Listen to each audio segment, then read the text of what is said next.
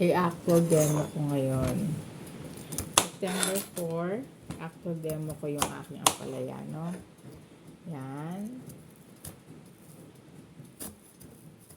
Paano mag-QA muna. Ayan. Lahat ng estudyante. So, mga madadali lang alaman ang lulutuin nyo. Di ba? Very simple, pero masustansya. Karamihan na tinuturo ko. So, ito, alisin nyo muna to. Pero, pag mag-aalis ka, parang hindi nagkakalat yung ano mo, yung basura mo. Meron ka na rin lagyanan ng basura. Ayan. Ayan. O, ganun. Yung gawin mo, diretso mo sa basurahan, di ba?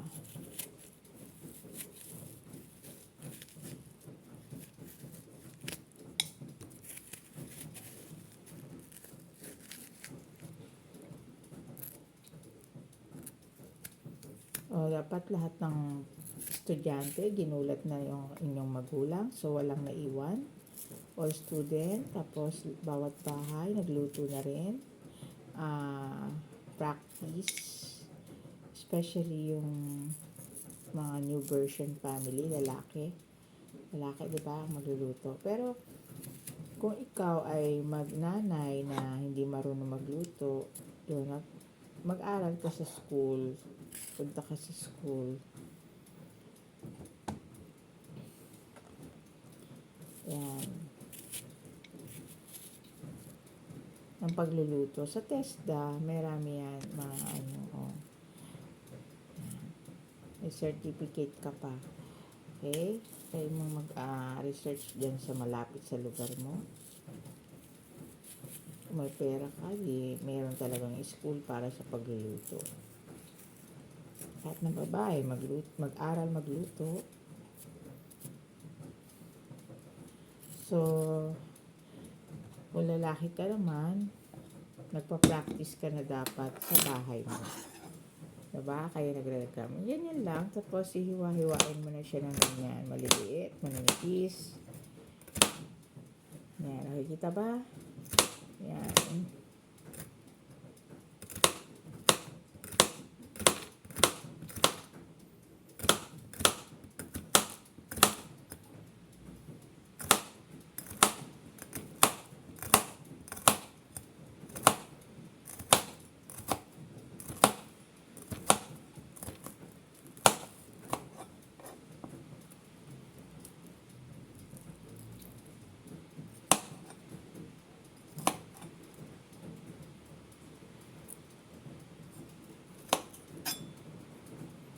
Yan.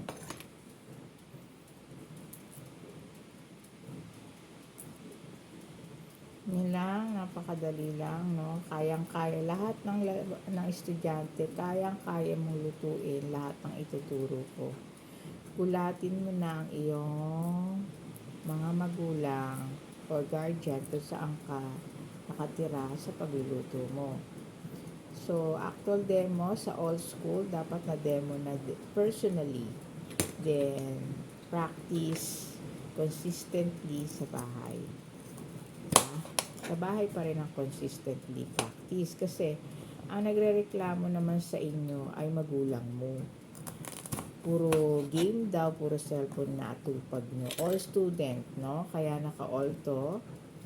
All student, dapat busy ka sa paglilinis mo dyan sa bahay mo at pagluluto. Practice makes perfect.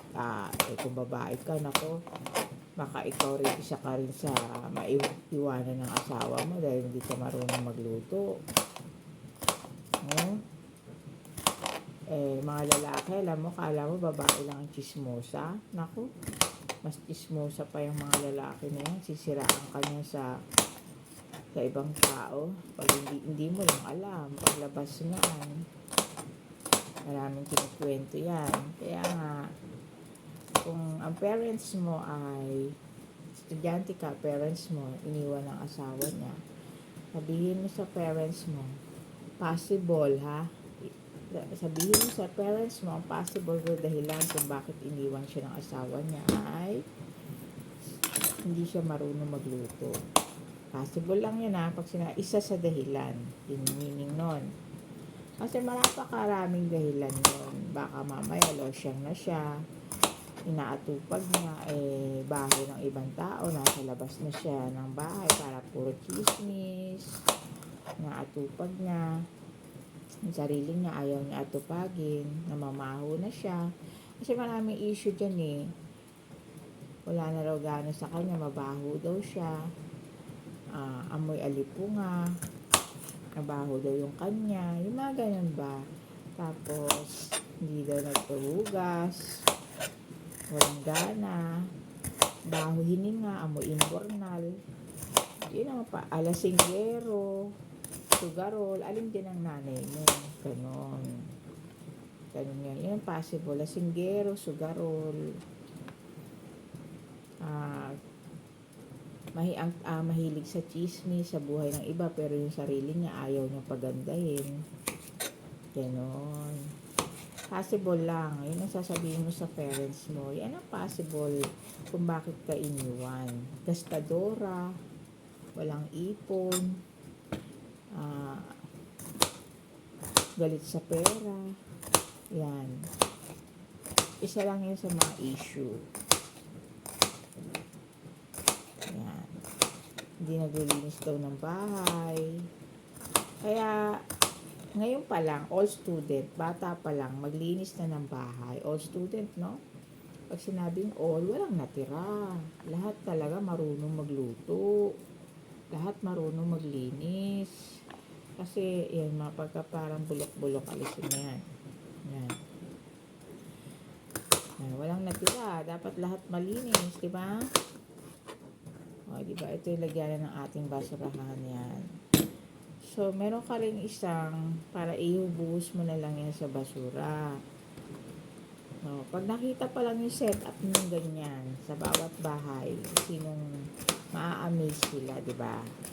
Tinuro ko rin sa'yo na meron ka ng ready lagyanan ng basurahan. Oh.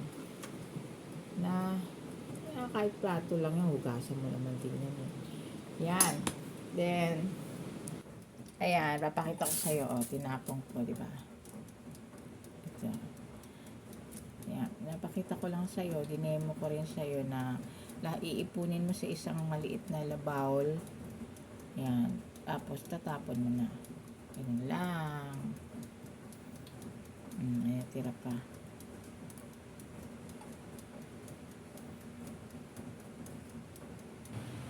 Kaya lagyan mo ng asin kasi maghuhugas na ng palayaya. Hugasan mo lang siya, wakawakan mo lang ganyan.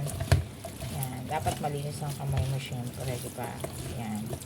Pwede namang, kasi pwede namang kutsara. Ayan, ganyan. Oh. Then, tapos may ganito ka na. Kasi may ayan. Tatapon mo na lang yan Ganun lang kasimple. Diba? Para maalis yung pait, kailangan lagyan mo ng asin. Linisin mo sa asin. Yan, nalinis na natin. Yan. Kung ayaw mo hawakan, ayan, ganyan lang. Kailangan malinis ang kamay mo,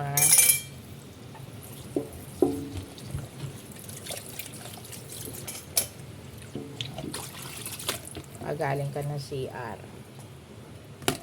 Yan, ganyan lang kasimple. So, lahat yan maghiwa-hiwa. Ayan. Ayan, pangkalahatan. Kasi yan ang basic paghihiwa-hiwa. So, tinuturo ko lang sa'yo. Pero meron talagang para mabilis kung meron ka nun. Pero kasi majority, kaya dinidemo ko yung paghihiwa. Ayan. No? So, lagi may lagyanan ng mangkok lang, di ba? Basic. Kasi ito yung basic ang tinuturo ko. Ito yung possible na meron ka Kutsilyo lang dyan. Ayan, ha. Ayan. Kaya nga, sa mga bata, baka hindi marunong nito. Pang matanda, estudyante, high school and college, dapat nakapagluto na sa inyong magulang. kaya nyo na to. Kayang-kaya to ng mga high school, college. Pagka bata kasi with the guidance ng kanyang magulang. Kasi meron pang hiwa na pinipindot-pindot lang. Mamaya, i-demo ko rin yun sa ibang panahon. Kasi dito muna tayo sa basic.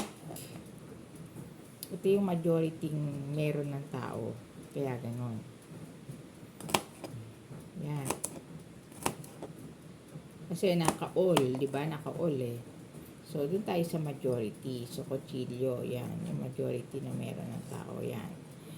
Ihiwa-hiwain mo lang. So, all student, all tropang 1, 2, 3, bawat bahay, nagpa-practice na kayo. Kung babae ka naman, dapat nag-aaral ka na magluto kung hindi ka marunong magluto.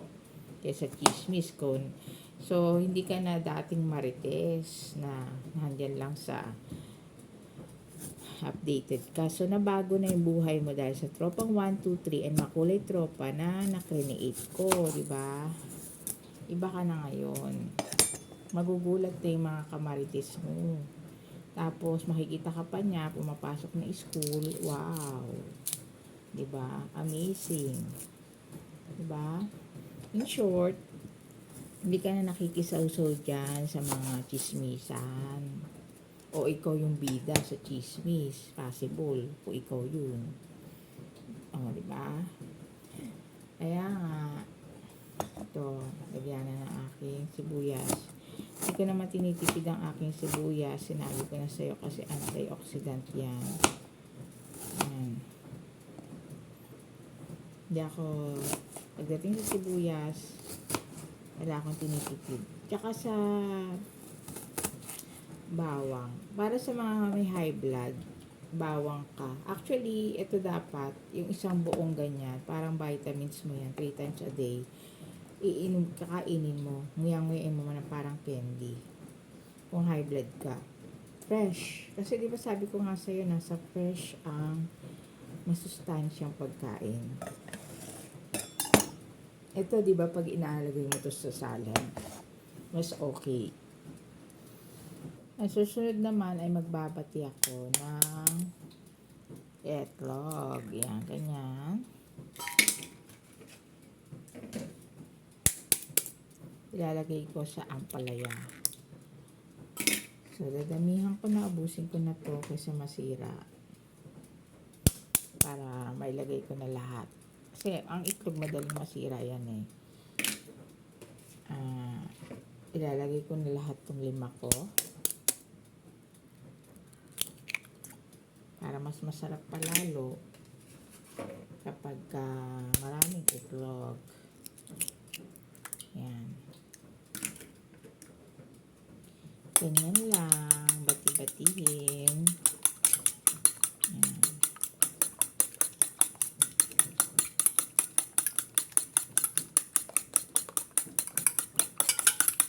Lagyan ng asin. Mamaya. Pwede namang maya-maya na kasi sabay-sabay na pagtimpla mo mamaya na. Pag nagisa ka, papakita ko sa'yo mamaya. Ayan, habang naghihiwa kanina, 'di ba? Nagsaging na saba naman ako, nilaga. Tubig lang 'to ha, walang iba-ibang tinitimpla. Ganyan, almusal. So, lahat ng estudyante, lahat ng nanay dapat bawat bahay napatikim mo na ng saging na saba ang iyong pamilya. Kasi naka-all tayo, no? Lahat, around the world, ano man ang lahi mo. So, ito yun. Kakainin nila. Pwedeng almusal, pwedeng merienda, pwedeng dinner. Actually, pwedeng dinner din to eh. Minsan, dinner ko rin yan eh. Kasi busog ka na rito, tapos potassium to.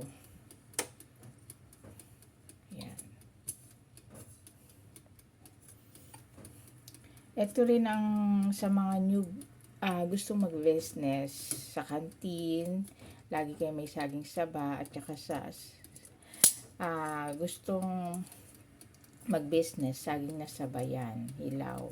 Kasi mas maraming bibili ng hilaw. Kasi bakit? Magluluto sila kanya-kanya sa bawat bahay, di ba? Yan. Pero kung luto naman sa trabaho at saka sa kantin. Kantin ng trabaho at saka sa school. Yan, kasi pang setup yan, pwede. 'Di ba? Ito yung papakain mo sa sarili mong pamilya, bawat bahay. So, lahat tayo, no? Dapat walang naiwan, nakatikim na. 1 year na kasi ang aking experiment, no? 1 year na. So, habang naghihiwa kanina, nakita mo, nagsasaging na saba naman ako. Ayan, 2 in 1. Ganun lang. Maluluto na to.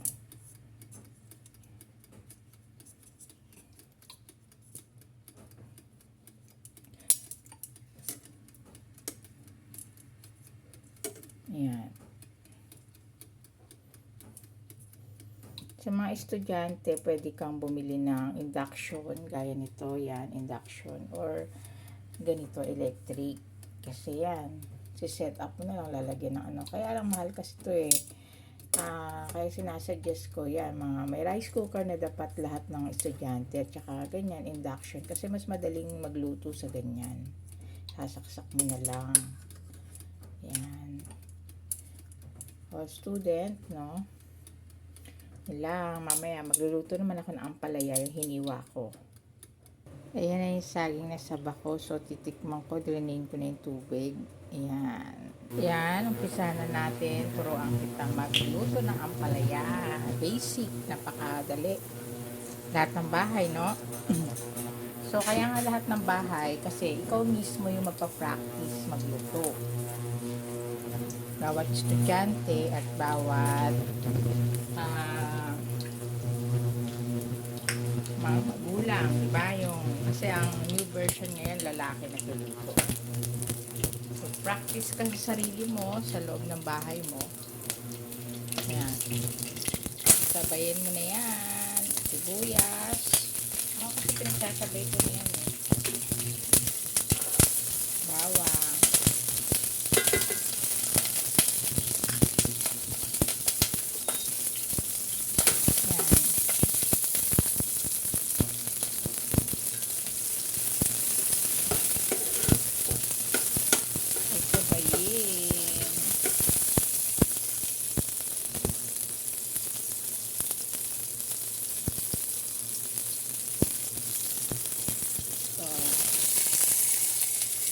Yan na yung ampalaya.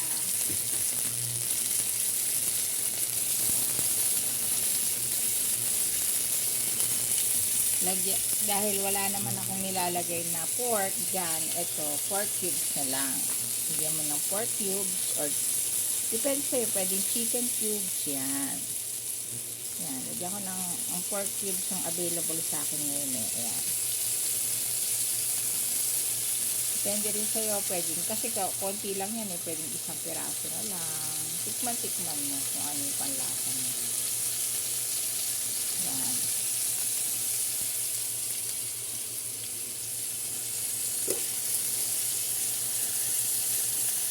Yan, inaano ko na yan para lumasa, sumabay sa paggisa-gisa. Sandali lang naman yan, ginigisa-gisa lang siya, diba? Gisa-gisa, napaka-simple ang mga ang tinuturo ko sa iyo kasi may estudyante. May bata eh, di ba? Naka-all kasi tayo sa setup natin. Bawat bahay, yung setup natin eh. Bawat bahay ito eh, bawat pamilya. So, parang hindi na nangangapit bahay si Marites at sabik na sabik sa ulam nyo. Ginawa kong uniform yan.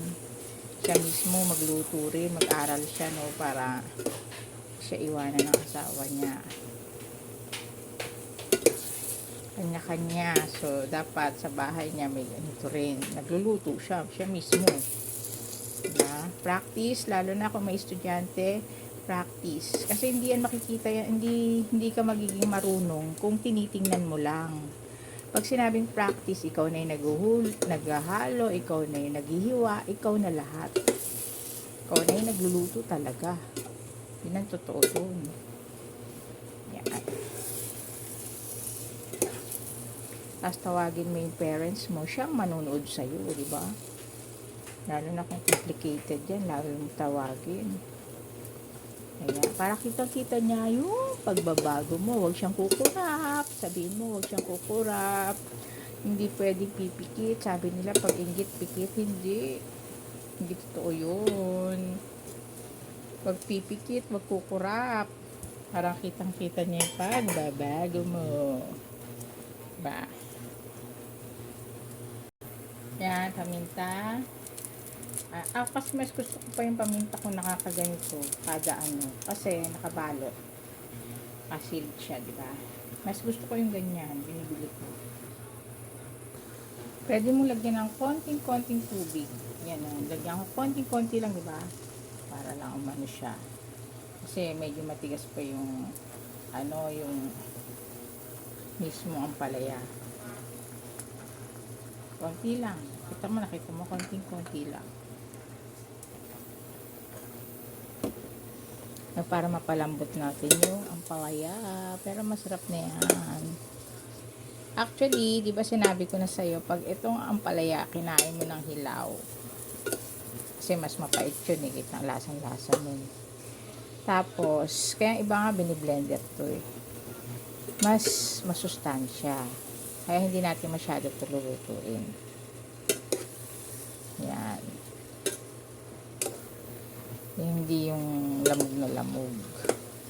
Yan. Yung kaya salad, na-demo ko na sa'yo, yung salad na ampalaya. Mas masustansya yun. Hindi siya niluto. Lagyan lang ng suka. Sibuyas, kamatis, yung ganun. Yung sahog na yun. Tapos konting asukal, yun. Actually, mas masustansya yun. Kung may sakit ka, no? Yan ang request nila dito eh. Lagyan ng konting asin.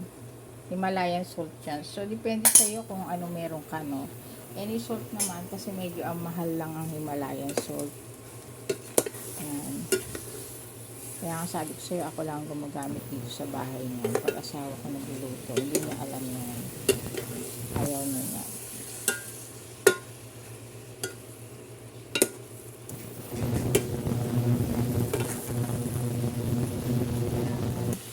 So, luto na yan. Diba? Nakita mo naman luto na. Lutong-luto na siya. Finish na ang aking ampalaya. Bye! See you on my next video. Bye-bye!